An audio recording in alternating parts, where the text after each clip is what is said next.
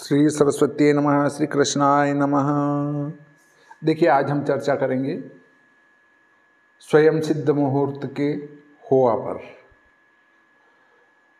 पूर्व समय में कुछ समय पहले 3.5 स्वयं सिद्ध मुहूर्त कहे जाते थे, पर आज लाइन लग चुकी है स्वयं सिद्ध मुहूर्तों की। स्वयं सिद्ध मुहूर्त से क्या लेना देना है? उनमें कई दोषों के होते हुए भी हम शुभ मुहूर्त करा देते हैं जो बाद में फलीभूत नहीं होते हैं। देखिए, पहले मैं इसकी लिस्ट बता देता हूं आपको। नंबर 1, चैत्र शुक्ल प्रतिपदा। इस दिन मीन संक्रांति ही रहती है, इसमें कोई शुभ मुहूर्त कर ही नहीं सकते हैं। सिर्फ नवरात्रि की घट स्थापना कर सकते हैं, बस अनुष्ठान आरंभ कर सकते हैं, परंतु कोई भी शुभ मुहूर्त क्यों नहीं कर सकते? क्योंकि मल मास रहता है मीन संक्रांति। उसके बाद चलें तो नंबर 2 पर आती है रामनवमी।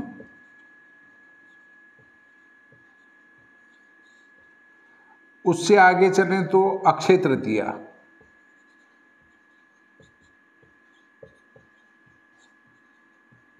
उससे आगे चलें तो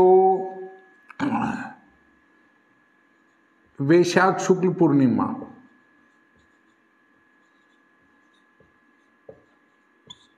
जिसको पिपल पूर्णिमा कहते, पिपल पूर्णिमा।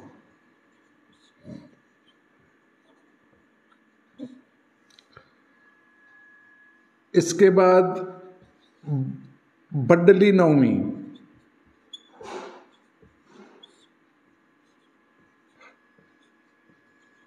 इसके बाद श्री कृष्ण जन्माष्टमी।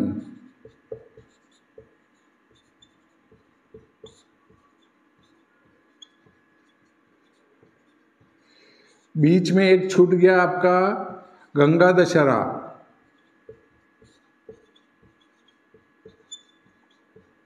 ज्येष्ठ शुक्ल दशम। उससे आगे चलें तो दशहरा। उससे आगे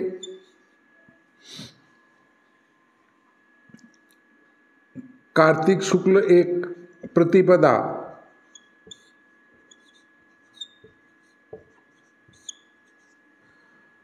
उससे अगला 10 नंबर कार्तिक शुक्ल एकादशी।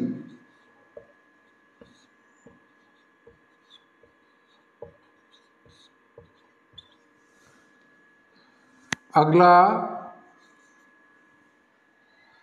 कार्तिक शुक्ल एकादशी के बाद बसंत पंचमी।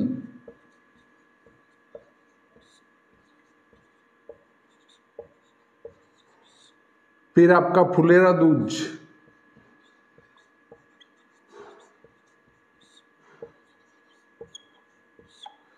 तो इतने स्वयं सिद्ध मुहूर्त हो चुके हैं। अब आप देखिए कि इस दिन यदि व्यतिपात हो, वेदरती हो या क्रांति साम्य हो या फिर आपका गुरु या शुक्र में से कोई तारा अस्त हो, तो ऐसी स्थिति में फिर इनमें शुभ मुहूर्त कैसे फलीभूत होगा? और दूसरा, इनमें ऐसा क्या योग है कि वह उस दुर्योग का परिहार कर देगा?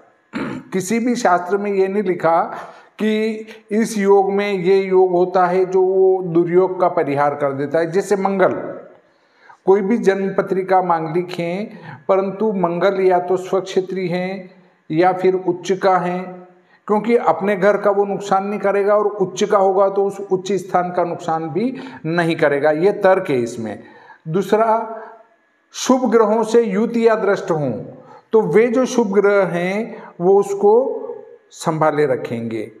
ऐसा इसमें कोई योग नहीं बताया कि भाई, अब जैसे श्री कृष्ण जन्माष्टमी या श्री रामनवमी, तो भगवान राम का जन्म हुआ, उनका जन्म हुआ तो उनने ये थोड़ी कहा कि भाई तुम मेरे जन्म के दिन कोई भी शुभ कार्य कर सकते हो। नहीं, ऐसा नहीं है। रामनवमी को अगर मलमास नहीं है तो और नक्षत्र वगैरह शुभ मिलते हों तो कर सकते हैं, परंतु यदि नहीं मिलते हो तो नहीं कर सकते। ऐसी अक्षय तृतीया एक बड़ा अपवाद है। अक्षय तृतीया पर न तो ग्रह प्रवेश हो सकता है, न ग्रहारंभ हो सकता है, न पहले कभी हुआ है, न अभी हो सकता है, न भविष्य में कभी होगा, क्योंकि वहां पर न तो वास्तु चक्र शुद्ध होता है, न कलश चक्र शुद्ध होता है। इसलिए अक्षय तृतीया के दिन न ग्रहारंभ होता है, न ग्रह प्रवेश होता है। इन बातों को अवश्य ध्यान में रखें, क्योंकि स्वयं सिद्ध के नाम पर हम जो कार्य कर लेते हैं उसके बाद कलश चक्र आपको तकलीफ देता है, ग्रहारंभ में वास्तु चक्र आपको तकलीफ देता है। ग्रहारंभ कर रहे हैं और भूशयन है मान लो उस दिन, तो वो आपको तकलीफ नहीं देगा क्या? सोई हुई भूमि का खोदना ही वर्जित है। या इन स्वयं सिद्ध मुहूर्तों में मंगलवार पड़ा है और आप शुभ मुहूर्त कर रहे हैं तो कैसे कर सकेंगे भाई? इन बातों का भी आपको अच्छी प्रकार से ध्यान रखना पड़ेगा। इस प्रकार आज का ये प्रकरण यहीं समाप्त करते हैं। श्री सरस्वती नमः। श्री कृष्णाय नमः।